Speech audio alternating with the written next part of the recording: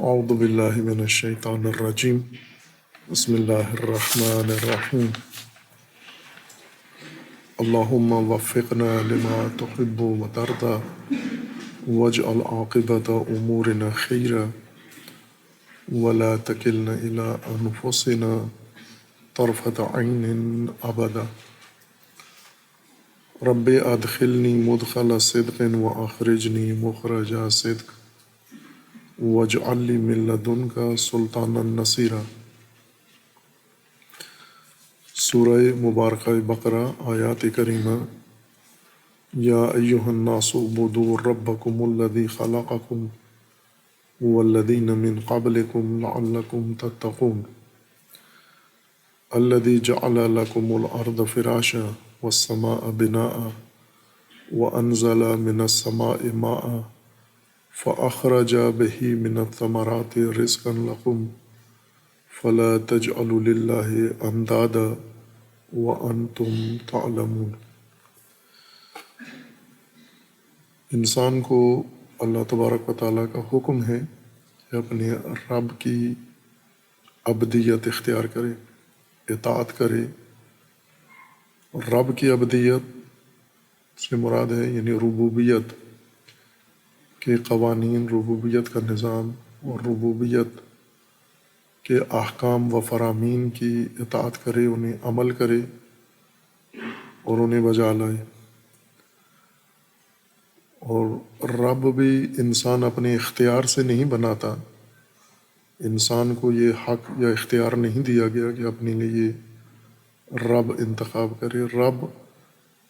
وہی ہے جس نے انسان کو خلق کیا ہے، اور خالق انسان کو ہی علم ہے کہ انسان کے لیے پرورش کا نظام کیسے ہونا چاہیے، کیا ہونا چاہیے، اور پرورشی ضرورتیں خالق کے علم میں ہیں انسان کے لیے۔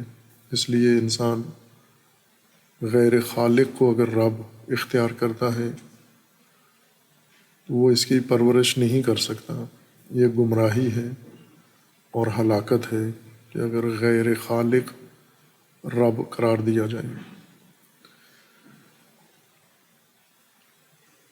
اور اگر انسان حقیقی رب کو جو خالق ہے وہی رب اختیار کرے، اس سے محفوظ ہو جاتا ہے انسانیت اس کی، اور انسانی خلقت کا مقصد محفوظ ہو جاتا ہے۔ انسان تقوی، حفاظت میں آ جاتا ہے۔ اور رب کی خصوصیات میں خالقیت کے بعد خود ربوبیت ہی ہے۔ تعارف رب کے لیے قرآن کریم نے ربوبیت کو اور نظام ربوبیت کو ہی پیش کیا ہے، واضح کیا ہے۔ الذی جعل لکم الارض فراشا والسماء بناء وانزل من السماء ماء۔ یہ ربوبیت بھی ہے اور دلیل ہے رب تعالیٰ کے لیے، اور ذریعہ شناخت ہے انسان کے لیے کہ اپنی رب کو پہچان سکے۔ اور ساتھ ہی ربوبیت کی تشریح بھی ہے کہ اللہ تبارک و تعالیٰ نے انسان کی خلقت کے لیے جیسے نظام بنایا ہے کامل و جامع، اسی طرح انسان کی ربوبیت و پرورش کے لیے بھی کامل نظام ہے، جسے قرآن کریم میں تفصیل کے ساتھ تشریح کیا گیا ہے، واضح کیا ہے۔ اور اس کی وضاحت میں پہلا مطلب یہ بیان فرمایا کہ الذی جعل لکم الارض فراشا والسماء بناء۔ تمہاری پرورش کے لیے، تمہاری رشد کے لیے، نمو کے لیے اور تمہارے تکامل کے لیے اللہ تعالیٰ نے زمین کو فراش تمہارے لیے بنایا ہے، والسماء بناء، اور آسمان کو تمہارے اوپر چھت بنایا ہے یا عمارت بنا دیا ہے، وَأَنزَلَ مِنَ السَّمَاءِ مَاءً، اور تمہاری پرورش ہی کے لیے آسمان سے پانی نازل کیا ہے، اور اس پانی کے ذریعے سے زمین سے ثمرات و رزق تمہارا نکالا ہے، اگایا ہے۔ پھر اس کے بعد انسان کو حکم ہے کہ فَلَا تَجْعَلُوا لِلَّهِ اندادا، زمین کو اللہ نے تمہارے لیے آمادہ کیا ہے، اور اشارہ کیا تھا کہ اس کو خلقہ کے بجائے جعلہ سے بیان کیا گیا، اور جعلہ خلقت کا تکمیلی مرحلہ ہے، یعنی خلق ہونے کے بعد، اشیاء کے وجود میں آنے کے بعد ان امور کی اور ان حقائق کی تنظیم کا نام ہے۔ یا جیسے اشارہ کیا تھا کہ جو ہم روزمرہ گفتگو میں استعمال کرتے ہیں لفظ تقرری اور تعیناتی ہے جعل، کہ اللہ تبارک و تعالیٰ نے جن چیزوں کو خلق کیا ہے، خلقت پا لینے کے بعد اب ان مخلوقات کو اللہ تبارک و تعالیٰ نے تقرری عطا کی ہے، تعیناتیاں ان کی ہیں۔ اردو میں ہم تقرری فقط انسانوں کے کسی جگہ مقرر کرنے یا قرار دینے کو کہتے ہیں، لیکن عربی زبان میں تقرری عمومیت رکھتی ہے، عام معنی و مفہوم ہے۔ ہر شے کو، کسی شے کو بھی اپنی جگہ پر رکھ دینا جو اس کے لیے مقام ہے، جہاں پر وہ دیگر موجودات کے ساتھ، مخلوق کے ساتھ بیٹھ کے، جڑ کے اور اپنا اثر دکھا سکتی ہے، اور مطلوبہ اثر ظاہر کر سکتی ہے، اس مقررہ جگہ پر، معین جگہ پر کسی شے کو رکھنا تقرری ہے، قرار دینا۔ اور یہی کام رب تبارک و تعالیٰ نے کیا ہے، اور پرورش کے لیے جو ماحول انسان کے لیے زمین پہ آمادہ ہوا ہے، وہ فقط خلقت کا نتیجہ نہیں ہے، اس میں تقرری کا بھی اہم دخل ہے۔ یعنی اشیاء الگ الگ ہیں، لیکن پھر انہیں خلقت سے لیے اٹھا کر انہیں دوسری اشیاء کے ساتھ ملایا گیا ہے، اور ان کے اپنے مقام پر انہیں معین کیا گیا ہے۔ اور اس میں پہلی تقرری زمین کی ہے، ذکر کے لحاظ سے، ترتیب کے لحاظ سے، الذی جعل لکم الارض فراشا، کہ اللہ تبارک و تعالیٰ نے زمین کو تمہارے لیے فرش قرار دیا ہے، مقرر کیا ہے، اس کو فراش میں بدل دیا ہے۔ زمین پیدائش میں فراش نہیں ہے، جعل میں فراش بنی ہے، یعنی پیدائش میں زمین جس طرح دیگر موجودات ہیں، کرات ہیں اور سیارات ہیں،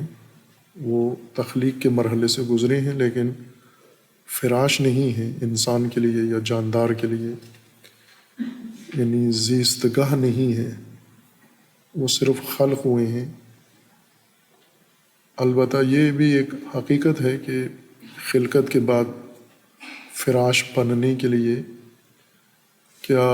مراحل طے کرنے ہوتے ہیں زمین کو، یہ انہی سائنس کا یا علوم تجربی کا موضوع ہے۔ یہی طبیعیات اور علم کیمیا و دیگر علوم جو زمین کی شناخت، زمین کی ترکیب اور زمینی عناصر اور ان کے اندر تغیرات کا جائزہ لیتے ہیں، پڑھتے ہیں، سمجھتے ہیں، یہ ان علوم کا کام ہے، اور انہوں نے تشریح کی ہے، یوں نہیں کہ اپنا فریضہ ادا نہیں کیا۔ علوم تجربی نے اتفاقاً سب سے بہتر اپنا علمی فریضہ ادا کیا ہے، علمی رسالت اپنی سب سے بہتر انجام دی ہے، اور عملی نتیجہ بھی ان علوم کا دیگر علوم سے زیادہ انسان کو نصیب ہوا ہے۔ باقی علوم نے، کچھ علوم ایسے ہیں جو بعض کو اپنے موضوع سے ہٹا کے منحرف کر کے کہیں اور لے گئے ہیں، اپنے موضوع پہ قائم نہیں رہے ہیں۔ البتہ علوم تجربی بھی اس نشیب و فراز کی تاریخ سے گزرے ہیں، یوں نہیں کہ شروع سے ہی علوم طبیعی اپنے موضوع پر تھے اور اپنے موضوع کی شناخت میں صحیح فرض شناسی سے اپنا فریضہ ادا کر رہے تھے، بلکہ ان کے اندر بھی ایسا دور گزرا ہے جب یہ اپنے موضوع سے ہٹ کے خرافات میں چلے گئے، توہمات میں چلے گئے، تخیلات میں چلے گئے. یعنی وہی حال جو مذہبی دینی علوم کا آج ہے، یہ پہلے ادوار میں ان کا بھی رہا ہے، علوم تجربی کا بھی یہ حال رہا ہے، اور وہ بھی اس طرح خرافات و توہمات و تخیلات میں غرق رہی ہیں. لیکن آہستہ آہستہ انہوں نے اپنا موضوع پہچان لیا ہے اور اپنے موضوع کی صحیح شناخت کر لی ہے انہوں نے، اور عملی نتیجے کے لحاظ سے اگر ہم دیکھیں تو ان علوم کا نتیجہ باقی علوم کی نسبت زیادہ بہتر آیا ہے. یعنی انہوں نے زمین کی شناخت، زمین کے عناصر کی شناخت، اجسام کی پہچان، اجسام کی ترکیب، اجسام کا تجزیہ درست کیا ہے، صحیح کیا ہے، اور اجسام کی خصوصیات کشف کر کے ان سے اپنی ضروریات، اپنی سہولیات، اپنے وسائل بہتر طریقے سے انجام دیے ہیں. جبکہ دوسرے علوم ابھی صدیوں پیچھے ہیں، یعنی ان کا موضوع اگر 1000 سال پہلے جہاں پر تھا آج بھی وہیں ہے ان کا موضوع، ان میں پیش رفت نہیں ہوئی. یہ معرفت شناسی میں علوم کا جائزہ لینے سے یہ بخوبی واضح ہو جاتا ہے، اور عملی نتیجے سے بھی واضح ہے. لیکن ان علوم نے درست کام کیا ہے. یہی مرحلہ وار زمین کا فراش بننا، یعنی زمین کا بچھنا اور اس کے اندر حیات پیدا ہونا، اس حیات میں پھر زمین کے اندر مختلف متنوع حیات کا پیدا ہونا، پھر اس حیات کے مطابق انسان، اور پھر انسان کی ضروریات زمین کے اندر. یہی ان علوم کی رسالت و کامیابی ہے کہ انہوں نے حیرت انگیز اور حیرت ناک حد تک زمین کی دقیق شناخت کی ہے اپنے موضوع کی. البتہ اس پہلو سے نہیں کی کہ زمین کو اللہ تبارک و تعالیٰ نے فراش بنایا ہے. اس موضوع میں آ کر انہوں نے، اگر اول تو ان کو اظہار نظر نہیں کرنا چاہیے تھا، اور کیا بھی ہے تو غلط کیا ہے، کہ یہ زمین میں خود بن گیا ہے، یا ایک ایسے مرحلے میں پہنچا کے پھر چپ ہو جاتے ہیں کہ یہ سب کچھ زمین میں کیسے رونما ہوا ہے. لیکن اس قرآن کی اس آیت کو سمجھنے کے لیے ہمیں وہ تمام حقیقت جو آج تک انسان کی کوششوں سے زمین کی خصوصیات کشف ہوئی ہیں، زمین کے ساخت، زمین کی شناخت، زمین کے مختلف امور، خصوصیات، وہ ساری اس آیا کی تشریح ہیں کہ یہ اللہ تبارک و تعالیٰ نے زمین کو فراش بنایا ہے. جو کچھ ہم آج زمین کے متعلق معلومات رکھتے ہیں، یہ سب اللہ تبارک و تعالیٰ کی ایجاد کردہ ترکیب ہے. یہ جعل ہے، خلقت کے بعد زمین کا یہ جعل ہے کہ اس کو ان مراحل سے گزار کے اللہ تبارک و تعالیٰ نے فراش بنایا ہے. مثلا زمین دیگر قرات کی طرح ہی تھی، زیست کے قابل نہیں تھی، فراش نہیں تھی. زمین تھی لیکن فراش نہیں تھی. خوب اس کو فراش بننے کے لیے جو عرصہ لگا ہے، اندازہ تخمینہ اس کا، سائنسدان عموماً تخمینے زیادہ لگاتے ہیں کہ اس کو اگر اربوں سال لگے ہیں کہ زمین فراش بنی ہے. زمین کی خلقت کے بعد کئی ارب سال لگے ہیں پھر جا کے زمین آمادہ ہوئی ہے زیست کے لیے، حیات کے لیے. اور پھر جب زمین آمادہ کی گئی، یہ فراش بنی ہے، پھر اس کے اوپر انسان پیدا ہوا ہے اور پھر انسان کے لیے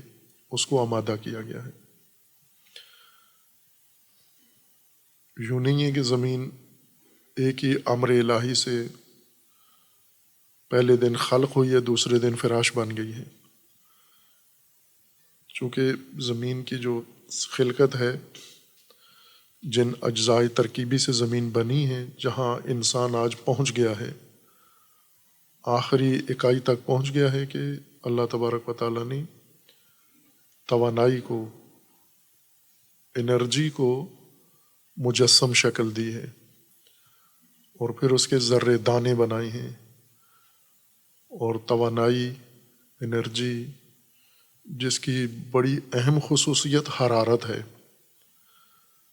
اس حرارت کو ٹھنڈا کرنا، اس حرارت کو سرد کرنا، اس حرارت کو پھر مجسم کرنا، اس حرارت کو مجسم کرنے کا آج تک انسان کو راز نہیں مل سکا۔ جسم سے توانائی ڈھونڈنا، یہ ڈھونڈ لیا ہے، یہ تالا انسان نے کھول لیا ہے کہ ان ذرات کے اندر جو توانائی سے بنے ہیں، ان کے اندر موجود توانائی کو پھر توانائی میں تبدیل کیا جا سکتا ہے، اجسام کو۔ لیکن توانائی کو جسم بنانے کا راز ابھی تک انسان کے علم میں نہیں آیا، یہ رسائی نہیں ہوئی۔ ممکن ہے اگلی نسلیں یہ کام کر لیں کہ توانائی سے جسم کیسے تشکیل دیا جاتا ہے۔ جسم سے توانائی، یہ دونوں کام ہوتے ہیں، توانائی سے جسم بنتا ہے اور جسم سے توانائی نکلتی ہے۔ ایک حصہ انسان نے سمجھ لیا ہے۔ ظاہر ہے یہ ایک بڑا قدم ہے کہ جسم کی بنیاد تک پہنچ گئے ہیں، اس کی اساس تک پہنچ گئے ہیں، تو ایک دن یہ بھی ممکن ہے انسان یہ کام کر لے کہ اس توانائی سے جسم بھی بنانے کا راز کشف کر لے، چونکہ اللہ تبارک و تعالیٰ نے یہ نظام بنایا ہے خلقت کا۔ توانائی سے یہ اجرام و اجسام دانوں کی شکل میں بننا، یہ دانے میں عام اصطلاح کے لیے کہہ رہا ہوں تاکہ سب کو سمجھ میں آ جائے۔ علمی نام ان کا عناصر یا ایلیمنٹس ہیں، کہ توانائی سے یہ عناصر بنے ہیں، چھوٹے دانے، پھر ان عناصر سے بنا کے، عناصر کو ملا کے ان کے بڑے دانے بنے ہیں، ایٹم، پھر ان ایٹمز کو ملا کر بڑے اجسام، جن کے 3 پہلو ہیں، یعنی 3D جسم جو بنے ہیں، یہ ان چھوٹے ذرات سے مل کر وجود میں آئے ہیں۔ 3 ڈائمینشنل جسم، یہ بنیاد ان کی توانائی ہی ہے۔ اب یہاں سے انسان سوچنا شروع کرے کہ توانائی کو اللہ تبارک و تعالیٰ نے انسان کی حیات کے لیے آمادہ کیا، فراش بنایا ہے، توانائی سے بنا ہوا یہ کرہ و گولا۔ ستارے و سیارے، ستارے و سیارے کی بنیاد ایک ہے۔ ستارے جن کو ہم کہتے ہیں، جیسے سورج ہے، ایک ستارہ ہے، اور بلب نہیں ہے سورج۔ یہ بھی علوم طبیعیات نے ہمیں سمجھ کے بتایا ہے۔ قدیم لوگ سورج کو ایک دیوتا، رب اور معبود سمجھتے تھے، لیکن علوم طبیعیات نے ہمیں بتایا ہے، یہ راز کشف کیا ہے کہ یہ معبود نہیں ہے، دیوتا نہیں ہے، روشن ایک ستارہ ہے، اس منظومہ کا سب سے روشن ستارہ ہے، اور اس سے زیادہ روشن ستارے اور ہیں، اور اس سے زیادہ بڑے ستارے اور ہیں۔ اس سے یہ چھوٹا ستارہ ہے، چھوٹے خاندان کے چھوٹے قد والے ستاروں میں شمار ہوتا ہے۔ اس سے بڑے عظیم تر ستارے کائنات میں موجود ہیں، لیکن یہ ستارے جو روشن ہیں، سیارے روشن نہیں ہیں۔ جیسے زمین سورج کی روشنی کی وجہ سے روشن ہے، سورج خود روشن ہے، اپنے اندر سے روشنی اس کے نکلتی ہے۔ ممکن ہے ہمارے ذہن میں یہ بچگانہ تصور ہو کہ جیسے بلب کے اندر روشنی ہے، کہ ایک اور توانائی بجلی کے نام پر بلب کے اندر پہنچا کے اور اس کو روشنی میں بدلا گیا ہے، برقی رو کو۔ اس طرح زمین بھی کسی برقی رو سے یا کسی توانائی کی رو سے، سورج بھی روشن ہوتا ہے۔ زمین سورج سے روشن ہے۔ سورج کیسے روشن ہے؟ سورج کسی برقی رو کی وجہ سے روشن نہیں ہے۔ سورج اس طرح ٹھوس جسم بھی نہیں ہے جیسے زمین ہے، مٹی ہے، پتھر ہیں، پہاڑ ہیں۔ سورج اس طرح نہیں ہے۔ سورج، آپ سورج کو اگر سمجھنا چاہتے ہیں تو جیسے آج کل استعمال کر رہا ہے انسان، گیس کے سلنڈر استعمال کرتا ہے۔ سورج گیس کا ایک سلنڈر کی طرح ہے، مثال یوں لیں، ایک کیپسول ہے گیس کا۔ جیسے ہم گیس لاتے ہیں گھروں کے اندر، باورچی خانوں میں، پھر وہ گیس پائپ کے ذریعے چولہے میں، اور چولہے کو آگ لگاتے ہیں، تو یہ روشنی جو چولہے میں ہے یہ گیس جل رہی ہے، اور یہ سلنڈر کے اندر اتنی ایک معین مقدار میں گیس ہے، اور کچھ وقت جلنے کے بعد وہ گیس ختم ہو جاتی ہے، پھر دوبارہ بڑھانا پڑتا ہے ہمیں۔ سورج ایک گیس سلنڈر کی مانند ہے، گیس ہے، اور وہ گیس مسلسل جل رہی ہے۔ اب اس گیس کا اندازہ لگائیں کہ وہ کتنی گیس ہے، اس کا ذخیرہ کتنا ہے۔ اور سورج ایک چھوٹا ستارہ ہے، یعنی ایک گیس کا گولا ہے۔ سلنڈر میں گیس، زمین پر چونکہ خاصیت زمین کی یہ ہے کہ گیس بغیر کسی آہنی حصار کے اندر جمع نہیں کی جا سکتی، گیس کو کسی آہنی حساب میں یا شیشے میں یا کسی ظرف میں بھرنا پڑتا ہے، اور اس کو فشردہ کرنا پڑتا ہے، اس کو جوڑنا پڑتا ہے، اس کے جو حجم ہے وہ کم کرنا پڑتا ہے، کمپریس کرنا پڑتا ہے اس کو۔ سورج اس طرح کسی آہنی سلنڈر کے اندر نہیں ہے، گیس کا ایک گولا ہے، اور یہ گیس مسلسل جل رہی ہے۔ تو ظاہر ہے کہ جو چیز جلتی ہے ایک دن اس نے ختم ہونا ہے، لیکن یہ اربوں سال سے جل رہا ہے، کئی ارب سال سے جل رہا ہے، ختم نہیں ہو رہا ہے۔ اور اس سے بڑے اس طرح کے گیس کے گولے کہکشانوں میں، کائنات میں موجود ہیں، اور ان کے اندر یہی عمل ہو رہا ہے۔ مسلسل تخلیق کا عمل جاری ہے، یعنی گیس کے یہ گولے تقسیم بھی ہو رہے ہیں، ستارے ٹوٹ رہے ہیں اپنے خاص نظام و قانون کے مطابق، وہی قانون و نظام جو فزکس ہمیں سمجھا کے پڑھاتا ہے۔ اللہ تبارک و تعالیٰ نے کائنات کا جو نظام بنایا ہے، یہ ان قوانین کو پڑھتے ہیں، سمجھتے ہیں، اور اس کے مطابق پھر سمجھاتے ہیں کہ اس طرح سے بعض اوقات دو گولے گیس کے مل کے ایک بڑا گولا بن جاتا ہے، بعض اوقات ایک بڑا گیس کا گولا تقسیم ہو کے چند حصوں میں تقسیم ہو جاتا ہے، اور یہ تسلسل کے ساتھ جاری ہے یہ عمل، بننے ٹوٹنے کا یہ نظام، کون و فساد۔ فلاسفہ نے اس کو خوبصورت نام دیا تھا، اس مادی کائنات کو، عالم کون و فساد، یعنی مسلسل بن رہے ہیں اور ٹوٹ رہے ہیں، اشیاء ترکیب پا رہی ہیں اور اپنی ترکیب کھو رہی ہیں، ایک نظام کے اندر، نہ بے نظم صورت میں، نظم کے ساتھ، قانون کے ساتھ بنتے بھی ہیں، قانون کے مطابق ٹوٹتے بھی ہیں۔ خوب، زمین بھی یہی تھی، زمین بھی، اور زمین جیسے دیگر جو کرات ہیں، سیارے ہیں، جن کے اندر مٹی بن گئی ہے، ابھی ہمیں ان کی جسمانیت مٹی نظر آتی ہے، یہ بھی گیس کے گولے تھے اربوں سال پہلے۔ پھر یہ کسی ستارے سے ٹوٹے، کوئی ایک ستارہ گیس کا گولا تھا، وہ گولا منتشر ہوا اور اس میں یہ گیسیں ساری، ایک زمانہ گزرا ان گیسوں کے اوپر کہ انہوں نے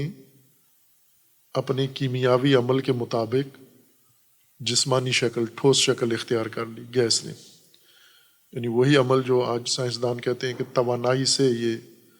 ان اجسام کو کھولیں کہ اندر توانائی ہے ان کے اندر بند، وہ توانائی آج انسان اپنے مشاہدے تجربے سے آزاد کر لیتا ہے، اور یہ توانائی انسان کے کام آ رہی ہے. بہت ساری توانائی کشف نہیں ہوئی ابھی تک، یعنی بہت سارے اجسام کے اندر، لیکن راستہ مل گیا ہے، تالا کھل گیا ہے. اب آگے محنت زحمت باقی ہے. جیسے کسی معدنیات میں انسان کو معدن کی رگ مل جاتی ہے، سرا مل جاتا ہے، پھر اس معدن تک کئی کلومیٹر زمین کے اندر اترنا باقی ہے، چونکہ وہ سخت کام ہے، مشقت کا کام ہے، اس پہ وقت لگے گا. انسان نے یہ جو اجسام کے اندر خوابیدہ توانائی ہے یہ ڈھونڈ لی ہے. اب ہر جسم کی توانائی کو اندر سے کھولنے کے لیے وقت لگے گا. کچھ کی تو کھول لی ہے انسان نے جو اس کے لیے مفید تھی، جیسے مثلا یورینیم کی توانائی ہے، انسان اسے کھول لیتا ہے، کھول کے اس سے اس نے اپنے استفادہ شروع کر دیا ہے. دیگر دھاتیں، دیگر موجودات بھی ایسے ہیں. خوب اب ہم تصور کریں گے یہ زمین تھی خلقت میں، پھر یہ فراش بنی ہے. یہ جتنی مدت بیچ میں گزری ہے، زمین ٹھنڈی ہوئی ہے، زمین منجمد ہوئی ہے، زمین کا ماحول سازگار ہوا ہے، زمین کو اپنا مدار دیا گیا ہے. اس مدار کے اندر ان قوانین کے تحت، یہی جو فزیکل قوانین ہیں جو اللہ تبارک و تعالیٰ نے اجسام کے لیے مقرر کیے ہیں، انہی قوانین کے اندر، انہی ضوابط کے اندر زمین نے کئی ارب سال کے بعد یہ کیفیت، یہ حالت حاصل کی ہے کہ اس میں جاندار پیدا ہو، حیات پیدا ہو، پھر اس حیات میں انسان پیدا ہو اور انسان کی پرورش کے لیے زمین تیار کی ہے. یہ ایک جملہ کہ الذی جعل لکم الارض فراشا، یہ ایک جملہ مکمل علوم تجربی سارے مل کے یہ ایک جملہ ہے، اسی ایک جملے کی وضاحت کر رہے ہیں. یہ ترکیب کی جب بات ہے، فراش بننے کی بات ہے، یہ علم طبیعیات کا موضوع ہے. لیکن جہاں اس کی ہستی کی بات آتی ہے وہ فلسفہ کا موضوع ہے. فلسفہ نے بھی درست اپنا فریضہ ادا کیا ہے، خصوصاً مسلمان فلاسفہ نے، انہوں نے اپنا حق ادا کیا ہے. یعنی اس طرح نہیں چھوڑا کہ کوئی چیز ان کے ذمہ بچ گئی ہو جو فلاسفہ نے راز اور ہستی کا معمہ حل کر کے نہ دیا ہو، بلکہ سائنسدان ایک جگہ رک جاتے ہیں، جا کر آگے کچھ نہیں کہہ سکتے، لیکن فلاسفہ اس سے آگے کہنے کے قابل ہوتے ہیں، چونکہ ان کا موضوع ہستی ہے، نہ کہ ترکیب، نہ کہ توانائی یا مادہ یا جسم یا مادے کے تحولات. ان کا موضوع ہستی ہے، اور ہستی کو انہوں نے خوبصورت طریقے سے تشریح کیا ہے. لیکن باقی علوم، ابھی جیسے ہم قرآن کریم کتاب ہدایت ہے، جن علوم کی ذمہ داری ہدایت کشف کرنا تھا وہ ابھی باقی ہیں. ہدایت ابھی اسی طرح قرآن کے اندر ناشناختہ باقی ہے. اسی طرح قرآن کے اندر سماج، یہ ناشناختہ باقی ہے. سوسائٹی، سماج، سماجیات، یہ ناشناختہ باقی ہیں. چونکہ ان علوم کے جو متولی تھے انہیں دیگر مشاغل مل گئے ہیں، انہوں نے سمجھا یہ کافی ہے، جو ہمارے آباء نے ہدایت کشف کر لی ہے بس وہی کافی ہے، ہمیں آگے مزید قرآن میں دقت کی ضرورت نہیں ہے.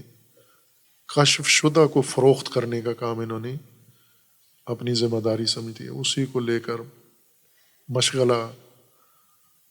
اسی کو لے کر تکرار کرنا، اسی کو لے کے وہی باتیں ایک جگہ سے دوسری، ایک صفحے سے دوسرے صفحے میں، کتابوں سے کاپیوں میں لکھنا، کاپیوں سے کتابوں میں لکھنا، ایک عالم کے ذہن سے طالب علم کے ذہن میں جانا، پھر طالب علم سے نکل کے آگے وہی بات بغیر کسی کمی کے، بغیر کسی پیشی کے، جیسی تھی اس کے ذہن میں 1000 سال پہلے، وہی تکرار ہو رہی ہے، پیش رفت نہیں ہے۔ مثلا ابن خلدون متوجہ ہوئے اس موضوع کی طرف کہ قرآن کریم کا اصل موضوع تو سماج ہے، سماجی ہدایت ہے، اور جب سماج موضوع ہے تو ہمیں پھر سماج کو سمجھنا چاہیے، سماج ایک حقیقت ہے۔ لیکن یہ پہلا اور آخری دانشور تھا جو اس قرآنی راز کی طرف متوجہ ہو کے ختم ہو گیا، اور دوسروں نے اس کو پڑھ کے، اہل مغرب نے اس حقیقت کو کشف کر لیا اور پھر اسے اپنا موضوع بنا لیا۔ لیکن اور آج جو اہل قرآن ہیں وہ ترجمے کر کے مغرب کے اس علوم کو پڑھتے پڑھاتے ہیں، یہ کمی ہے ان کے اندر۔ اور اسی طرح سما ہے، سما زمین کے گرد بلندیاں ہیں، بلندی، سما کا مطلب ہے بلندی، لیکن اس بلندی کو اللہ تعالیٰ نے بنا کی شکل دی ہے۔ بنا یعنی عمارت، جس کو اردو میں ہم عمارت کہتے ہیں۔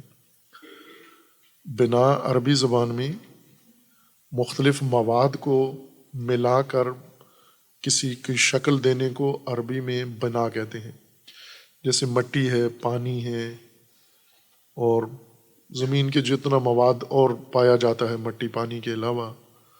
پتھر ہیں، سنگریزیں ہیں، ریت ہے، یا معدنی مواد زمین سے نکال کے، یا زمین کے اوپر موجود خام مواد، اس سب کو بنا کہتے ہیں۔ جیسے اینٹ بنانا بنا ہے، اسی کو بنا کہتے ہیں، یعنی خام مواد ہے، اس میں پانی ملا کے گارا بنایا، گارے کو شکل دے کے فرمے میں ڈال کے اس کو اینٹ بنا کے اس کو بھٹی میں آگ میں پکا لیا ہے۔ یہ اسی کو قرآن بنا کہہ رہا ہے کہ بنا یعنی خام مال کو جمع کر کے کوئی شکل دے دینا، خاص معین ضرورت کے مطابق یا سہولت کے مطابق شکل دینا۔ اللہ تبارک و تعالیٰ نے یہ جو زمین کے علاوہ زمین کے آس پاس، زمین کے ارد گرد، زمین کے ماحول الزمین، ماحول الارض، ماحول یہ دو لفظ ہیں، ما اور حولہ، حوالہ، تحول جس سے بنا ہے لفظ، یہ ایک لفظ نہیں ہے ماحول، اور اردو بھی نہیں ہے، فارسی بھی نہیں ہے، عربی لفظ ہے۔ مثلا جیسے ایک انسان ہے، اور انسان و ما حول الانسان، ما حول الانسان یعنی جو انسان کے ارد گرد ہے، جس نے انسان کو گھیرا ہوا ہے، انسان کے آس پاس، اس کو ما حول الانسان کہتے ہیں۔ اسی طرح زمین ہے وہ ما حول الارض، ارض و ما حول الارض،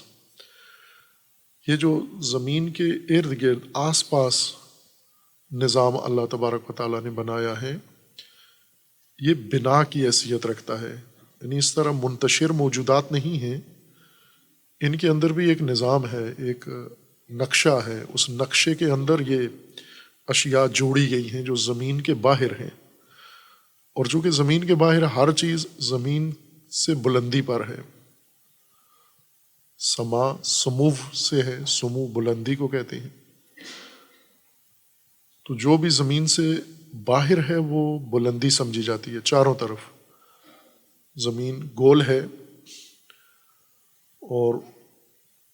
گھومتی ہے، ہم 24 گھنٹوں میں پورا ایک چکر زمین کا لگا لیتے ہیں، ایک گیند کی طرح ہے، جیسے اس کو لے کر اپنے گرد اس کو گھماتے جائیں، 24 گھنٹوں میں وہ اس کا چکر پورا ہو جاتا ہے۔ اور اس چکر میں آپ زمین کے باسی، زمین کے رہنے والے، زمین کے ارد گرد جو اطراف میں آس پاس چاروں طرف چیزیں ہیں وہ ساری دیکھ لیتے ہیں۔ چونکہ جس گولے پہ آپ ہیں وہ گھوم رہا ہے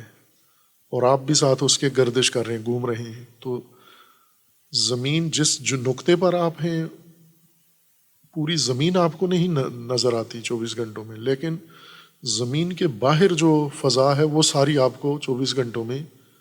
دکھائی دے جاتی ہے، چونکہ زمین مسلسل گردش کے اندر ہے۔ تو ما حول الارض، ارد گرد آس پاس زمین کے ایک بہت ہی منظم نقشے کے مطابق اللہ تبارک و تعالیٰ نے نظام بنایا ہے، اور وہ چونکہ زمین سے بلندی پر ہے، زمین سے دوری ہے، زمین سے دور ہے، زمین کو چھو نہیں رہا، فاصلہ ہے اس ماحول الارض میں اور ارض میں،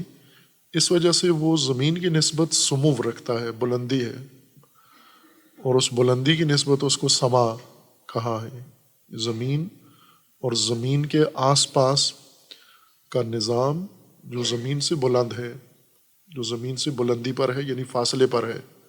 دوری پر ہے، اور اس کو بھی اس طرح سے بنایا گیا ہے جو زمین کے ارد گرد آس پاس کا نظام ہے کہ وہ بھی زمین کے لیے بنایا گیا ہے، انسان کے لیے بنایا گیا ہے، یعنی زمین کے ارد گرد جو فضا قائم کی گئی ہے وہ انسان زمین کے لیے ہے، اس کے اثرات زمین پر ہیں۔ خود ان کا ایک اپنا داخلی نظام بھی ہے، لیکن قرآن نے اس کو زمین کی نسبت بیان کیا ہے کہ یہ جو آس پاس بلندیاں ہیں یہ ساری زمین کے اوپر اثر انداز ہیں، اور زمین سے ان کا تعلق ہے، زمین سے منسلک ہیں، زمین کے اوپر ہونے والے واقعات، حوادث، تحولات، یہ سب انہی بلندیوں کے تاثیر میں اور نتیجے میں رونما ہوتی ہیں۔ مثلاً زمین پہ موسم بدلتے ہیں، زمین پہ بارشیں ہوتی ہیں، زمین پہ سردیاں ہو جاتی ہیں، گرمیاں ہو جاتی ہیں، زمین کے اوپر موسمی و حتیٰ غیر موسمی دیگر تاثیرات ہیں۔ کچھ تو موسم ہیں، یعنی بدلنے والی چیزیں، اور کچھ موسم کا حصہ نہیں ہیں، لیکن وہ بھی ان بلندیوں ہی کے نتیجے میں عمل زمین پر وقوع پذیر ہوتا ہے۔ یہ بھی اللہ تبارک و تعالیٰ نے زمین کو پرورش انسان کے لیے آمادہ کرنے کے لیے یہ اہتمام کیا ہے،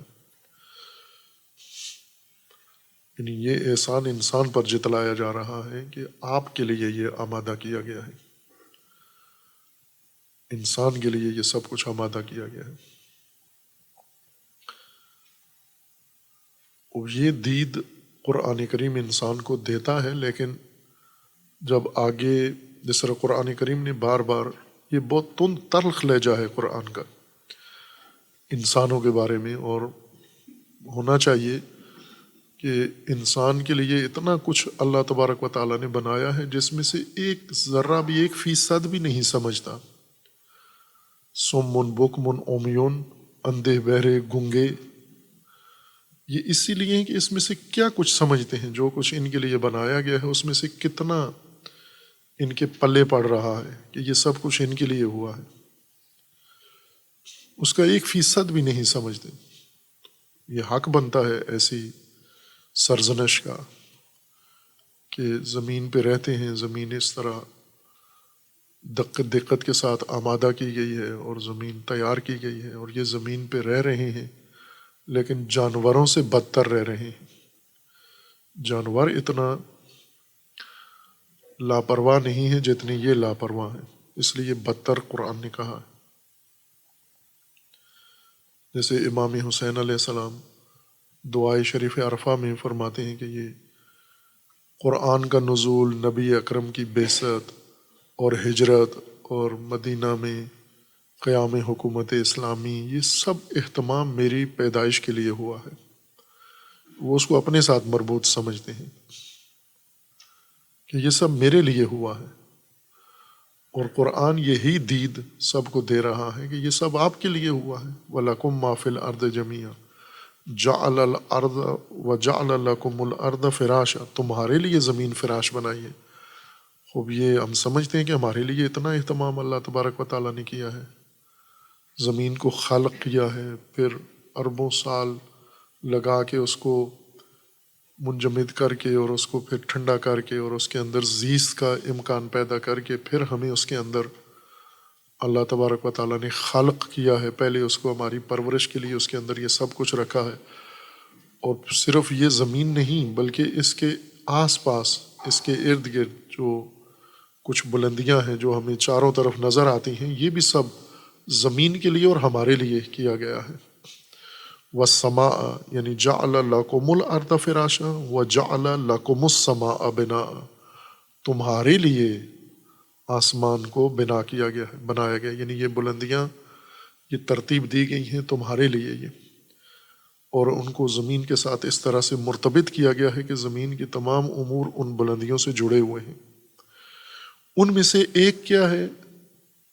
وَأَنزَلَ مِنَ السَّمَاءِ مَاءً، سما پھر یعنی وہی بلندی جو اللہ نے زمین کے ارد گرد قائم کی ہے، اسی سے پانی بھی برستا ہے زمین کے لیے، کہ اگر یہ سما نہ ہو تو زمین، پانی نہیں اترے گا زمین پر۔ تو یہ زمین کے اوپر پانی آنا، چونکہ پانی کے ذریعے سے زیست کا آغاز ہوا ہے، جس طرح بعد میں قرآن کا فرمانا ہے کہ ہم نے ہر حیات کی ہر چیز کی بنیاد پانی پر رکھی ہے، ہر چیز کو ہم نے حی خلق کیا ہے پانی سے، پانی بنیادی مادہ ہے حیات کا۔ تو یہ آسمان سے زمین پہ نازل کیا ہے ہم نے، سما نے زمین کو آبیاری کی ہے۔ سما یعنی یہ زمین کے ارد گرد کی بلندیاں، یہ بلندیاں بھی چونکہ موضوع جن علوم کا تھا انہوں نے کوئی کسر چھوڑی نہیں ہے، نہ زمین کی فراشوں نہیں کی اور نہ سما، اور سما کا زمین سے ارتباط۔ ہمیں یہ جو خالی فضا نظر آتی ہے، نیلگوں فضا، نیلا رنگ نظر آتا ہے، یہ آنکھوں کا فریب ہے، یعنی کچھ بھی نہیں ہے دکھائی دینے والی چیز، اس لیے ہمیں دن کو یہ رنگ نیلا نظر آتا ہے اس فضا کا، اور رات کو کالا رنگ نظر آتا ہے۔ نہ یہ کہ رات کو یہ پردہ ہے، خیمہ ہے، تنا ہوا چھت ہے، یہ رات کو کالا ہو جاتا ہے اور دن کو نیلا ہو جاتا ہے۔ نہ نیلاہٹ ہے، نہ سیاہی ہے، یہ خالی فضا ہے، ہمیں جیسے دکھتا ہے، یہ خالی ہے۔ لیکن اس خالی نیلی فضا میں، نیلے خیمے اور نیلے چھت میں اور زمین کے درمیان یہ سما ہے، یہ سماوات ہیں، یہ بلندیاں ہیں، اور کچھ ایسی ہیں جو آپ کو نظر نہیں آتی۔ زمین کو لپیٹا گیا ہے ان بیرونی پردوں کے اندر، صاف شفاف پردے ہیں اور ان پردوں کے اندر زمین کو لپیٹا گیا ہے۔ ابھی تک جو انسان نے کشف کیا ہے کہ یہ 5 یا 6 پردے ہیں، اگر اور بھی اس میں جو باقی مراحل ہیں وہ بھی شامل کر لیں تو 7 پردے جو ابھی تک انسان نے کشف کیے ہیں، اور ان کے نام اپنے انہوں نے رکھے ہیں اور ان ناموں کے ساتھ انہیں سمجھایا ہے۔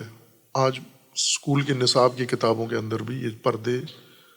پڑھائے جاتے ہیں کہ یہ زمین کے گرد آس پاس یہ چیزیں ہیں۔ مثلا زمین کے فاصلے، زمین سے کچھ فاصلے پر، باہر چند کلومیٹر کے فاصلے پر چاروں طرف زمین کے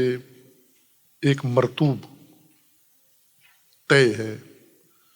ایک مرطوب پرت ہے۔ ہم عموماً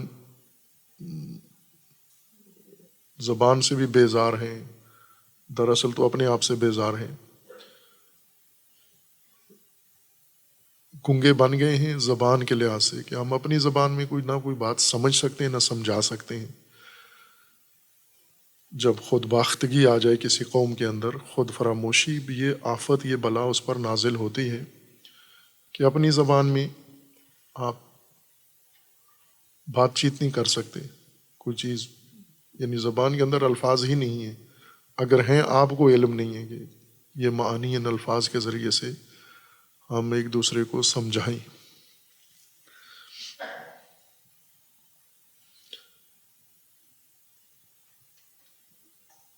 ہم عموماً الفاظ جو اصل خالص الفاظ ہیں اپنی زبان کے، اردو کے جو اردو کا حصہ تھے اور ہیں، انہیں استعمال نہیں کرتے۔ مثلاً ایک لفظ جس کا معلوم نہیں کسی پاکستانی کو ترجمہ پتہ ہے یا نہیں، لیئرز، تہیں، اس کا ترجمہ کرتے ہیں تہیں، تہ نہیں ہوتی لیئرز کا ترجمہ، اس کو عموماً لیئرز کہتے ہیں، یہ اس کے اوپر لیئرز ہیں۔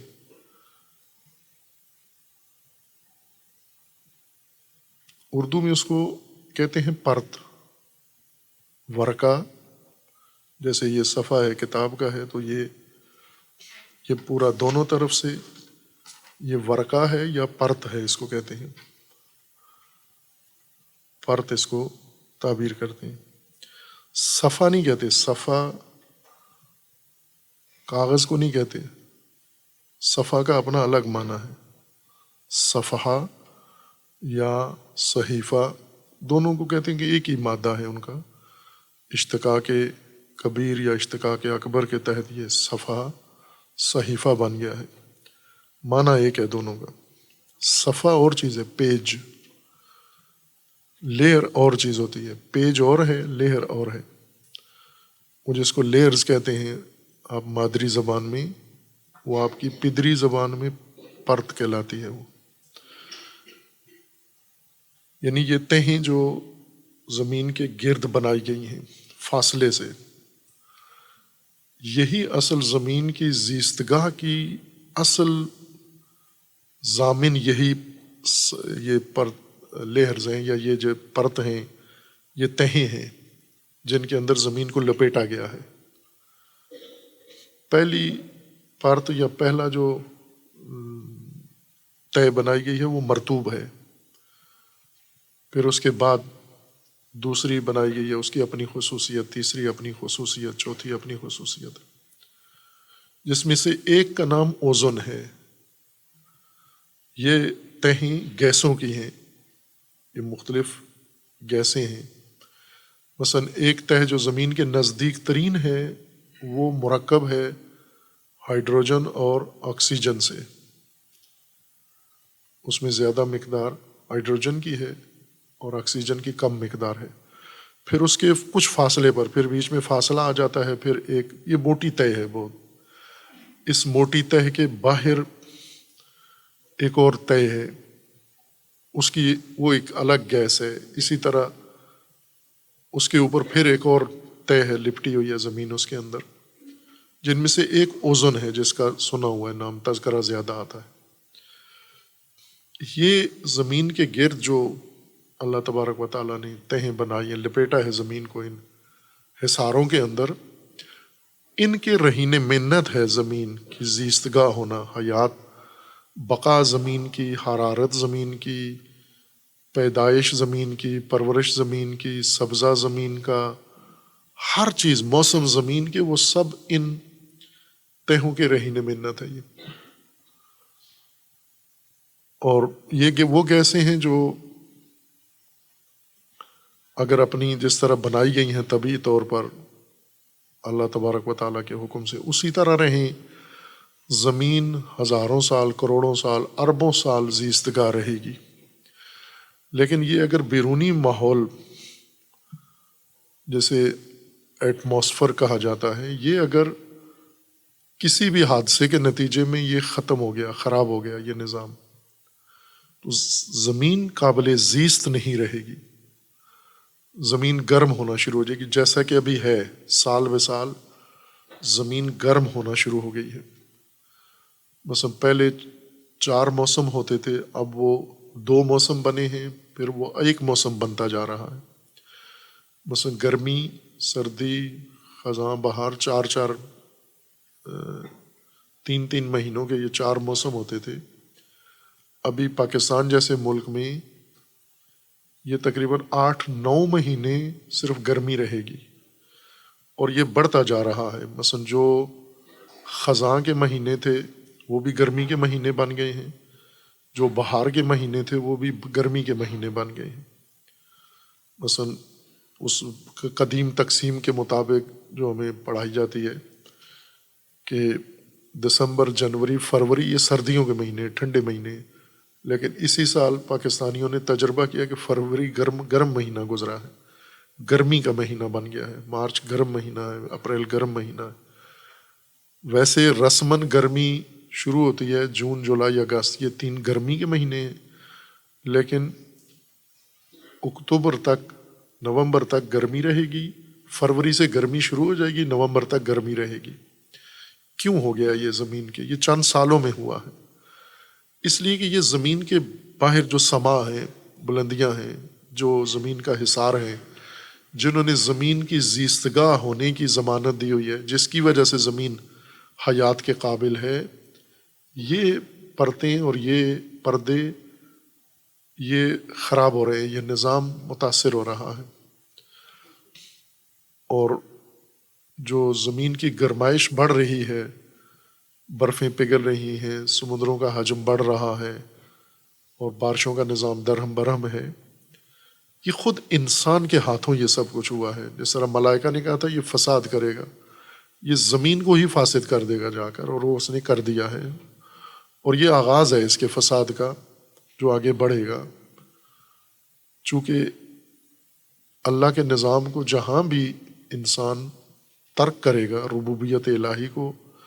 اور اس کی جگہ پر انسانی ربوبیت، بشری ربوبیت، مغربی ربوبیت اور خود ساختہ ربوبیت کا نظام اللہ کے مقابلے میں بنائے گا، تباہ ہوگا۔ اس تباہی کا آغاز انہوں نے کر دیا ہے۔ اب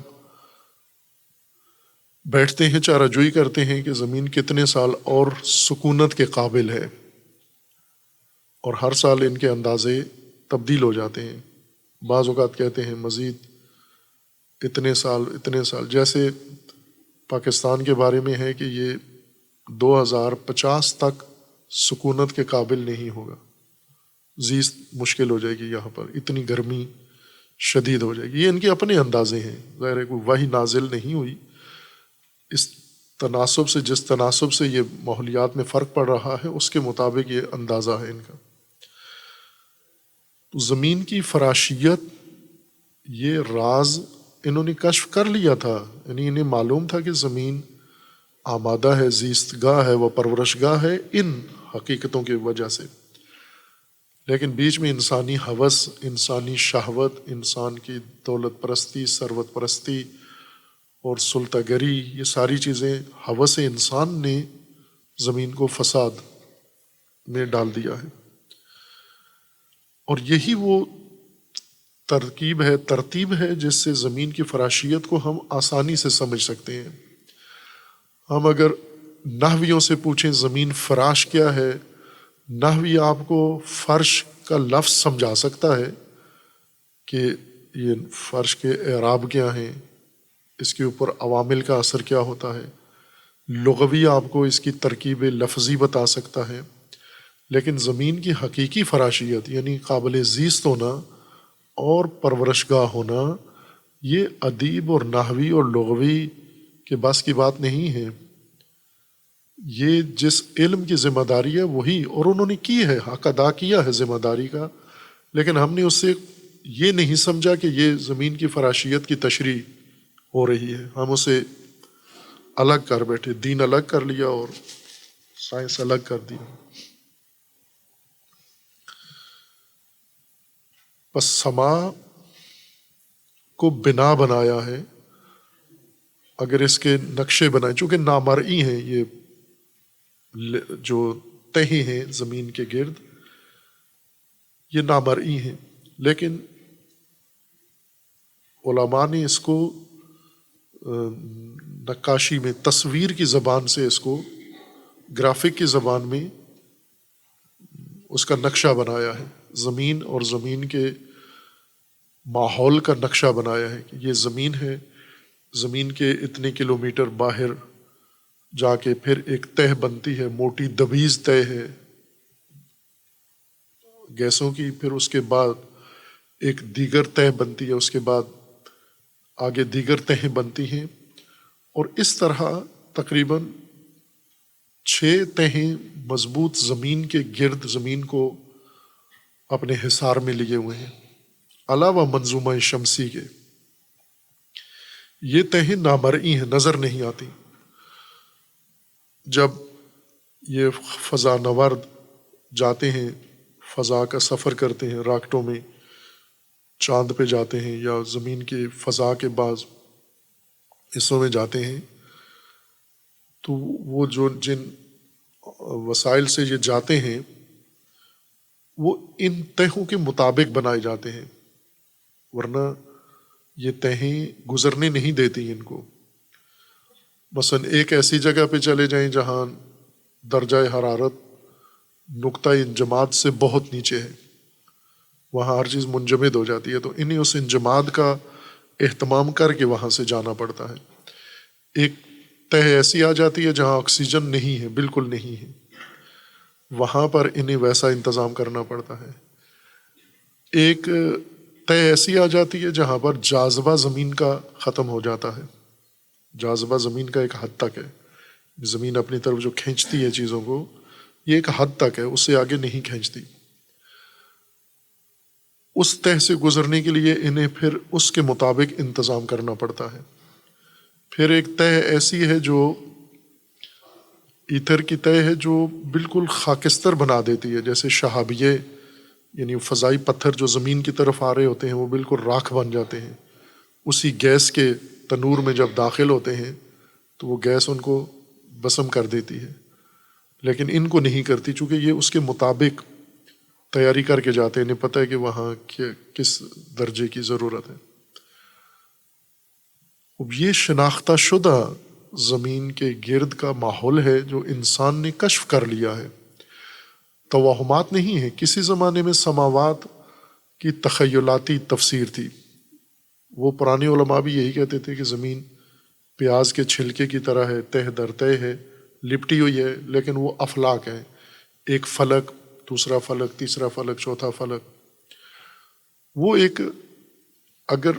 البتہ اس کی صحیح تفسیر موجود ہے، خدا رحمت کرے ہمارے استاد بزرگوار حضرت حسن زادہ عام علی قدس سرہ، جو ان علوم میں تبحر رکھتے تھے، ان تمام علوم میں، یعنی وہ آخری سمجھ لیں امامیہ کے خزانے میں آخری جوہر تھا جو خدا نے اٹھا لیا ہے، جن کو ان علوم میں پوری دسترس تھی، پوری دستگاہ حاصل تھی۔ وہ ان کی صحیح تفسیر بھی کرتے تھے کہ یہ جو افلاک افسانوی تفسیر ہے یہ ایک پہلو ہے، وہ یہ فرماتے تھے یہ بعد میں غلطی سے لوگوں نے ان کو مجسم فرض کر لیا ہے، ورنہ افلاک مدارات تھے، مدار فرض کیے تھے پرانے سائنسدانوں نے، بعد میں آنے والوں نے ان کو مجسم افلاک فرض کر لیا اور پھر گمراہی یہاں سے شروع ہوئی، ورنہ یہ مدارات ہی تھے۔ اور قرآن افلاک کو مدار کے معنی میں ہی لیتا ہے کہ مدار ہیں ان اجرام سماوی کے، ان کو قرآن نے فلک کہا ہے، لیکن بیچ میں یہ غلط فہمی پیدا ہوئی کہ یہ افلاک کوئی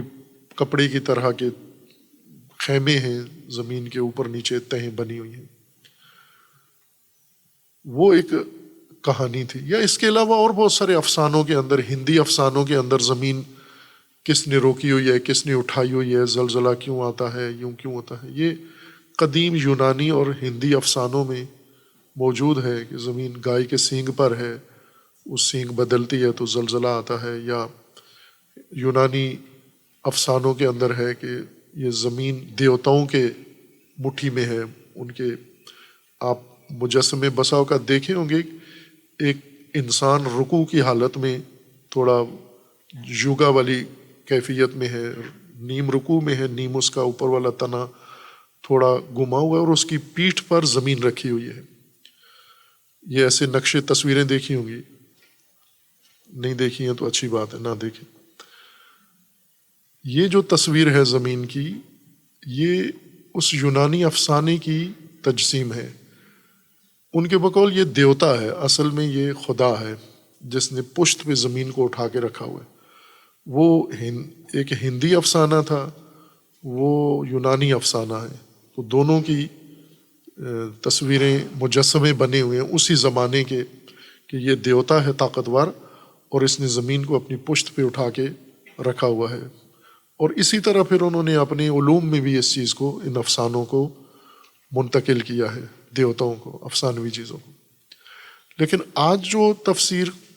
موجودہ فزکس نے کی ہے وہ افسانے نہیں ہیں، وہ تو ثبوت کے ساتھ ہیں، عملی طور پر موجود ہیں، اور اس کے اوپر تجربہ شدہ چیزیں ہیں، ثابت شدہ چیزیں ہیں۔ یعنی آسمان کا بنا ہونا اور زمین کا فراش ہونا آج کے انسان کے لیے سب سے زیادہ آسان ہے سمجھنا، اگر اس کی علمی تفسیر کے ذریعے سے اسے پڑھے۔ لیکن اگر اسے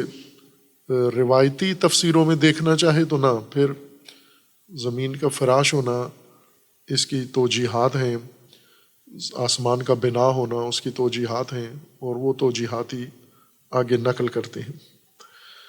قرآن کریم میں زمین اور آسمان کے متعلق بہت ساری خصوصیات ہیں، صفات ہیں زمین کی اور آسمان کی، یعنی ارض و سما، زمین آسمان ترجمہ ہے، فارسی ترجمہ ہے دونوں کا۔ ہم قرآنی اصطلاح یہ پڑھ رہے ہیں، چونکہ ترجمے جو ارض و سما کے لیے کیے گئے ہیں یہ دقیقاً نہیں ترجمانی کرتے۔ ایک اچھی عادت ہماری یہ ہے کہ ہم نہ ترجمے کی لغت سے صحیح واقف ہوتے ہیں، نہ اس اصل زبان سے، اس لیے الجھن پیدا نہیں ہوتی۔ چونکہ جیسے ارض کا معنی نہیں پتہ، زمین کا بھی نہیں پتہ، جیسے صوم کا بھی معنی نہیں معلوم، روزے کا معنی بھی نہیں معلوم، لہٰذا دونوں مبہم ہیں۔ جس کو روزہ کہتے ہیں اسی کو صوم کہتے ہیں، جس کو صوم کہتے ہیں اس کو روزہ کہتے ہیں۔ اب اگر کوئی پوچھے روزہ کس کو کہتے ہیں، صوم کو، صوم کس کو کہتے ہیں، روزے کو، اس سے آگے کہنے کے لیے کچھ بھی نہیں ہے۔ لیکن زمین دقیق ترجمہ نہیں ہے ارض کا، اور آسمان بھی دقیق ترجمہ نہیں ہے سما کا۔ تو ہم اسی ارض و سما، زمین و آسمان بھی اگر کہیں تو مقصود ارض و سما ہی لیں، جو قرآن کریم کی اصطلاح ہے۔ ارض و سما دونوں کے لیے قرآن کریم نے بہت ساری خصوصیات ذکر کی ہیں، اور وہی خصوصیات ان کی شناخت کے لیے بہترین دلیل اور ثبوت ہیں، جو بجائے اس کے کہ ہم سما کا افسانوی معنی کریں، یا خوابوں کے ذریعے کریں، یا افسانوں سے کریں، یا ضعیف روایتوں کے ذریعے سے کریں، ہم خود قرآن سے سما کو سمجھیں کہ قرآن نے بقدر کافی سما کا ذکر کیا ہے، اور سما کے لیے بہت ساری صفات، خصوصیات ذکر کی ہیں۔ اسی طرح ارض کے لیے بہت ساری خصوصیات ذکر کی ہیں۔ انہیں خصوصیات کو دیکھنے سے انسان کو یقین ہو جاتا ہے کہ ارض سے مراد کیا ہے اور سما سے کیا مراد ہے۔ اور مقصود قرآن کا ارض و سما سمجھانا نہیں ہے، مقصود نظام ربوبیت سمجھانا ہے۔ یہ اللہ کی ربوبیت ہے، انسان کے لیے پرورش کا انتظام ہے، اور یہ نظام انسان سمجھے پرورش کا، ربوبیت کا، تو پرورش سے ہی پا سکتا ہے۔ اگر یہ نظام اس کے پلے نہیں پڑا تو پھر پرورش کے نام پر کچھ اور بن سکتا ہے، اور وہ جو بنے گا وہ قرآن کو پسند نہیں ہے۔ اسے اللہ تبارک و تعالیٰ نے انسان کے لیے سرزنش کے لیے استعمال کیا ہے، کہ اندھا بہرا گنگا نہ دیکھتا ہے، نہ سنتا ہے، نہ بولتا ہے، نہ سمجھتا ہے، لا یفقہون شر الدواب، یہ بدترین رینگنے والا جو ربوبیت، اس کے لیے اللہ نے اتنا اہتمام کیا اور اسے بیان بھی کیا ہے، پھر بھی اسے سمجھتا نہیں ہے۔ کچھ خصوصیات زمین و آسمان کی یا ارض و سما کی یہاں اس آیت کی حد تک جو ضرورت ہوں گی بیان کریں گے، اور پھر آگے جن میں سے ایک خصوصیت یہاں بیان کر دی گئی ہے، فَأَخْرَجَ بِهِ مِنَ الثَّمَرَاتِ رِزْقًا لَكُمْ، ایک خصوصیت یہ ہے کہ آسمان سے پانی، آسمان کی خصوصیت یا سما کی خصوصیت پانی کا نزول ہے، اور ارض کی خصوصیت یہ ہے کہ اس سے ثمرات اور رزق اگایا گیا ہے۔ تو دونوں کی ایک خصوصیت یہاں بیان ہو گئی ہے، اور باقی آگے قرآن کریم میں یہ موضوع جاری ہے، باقی بات صلی اللہ علیہ وسلم.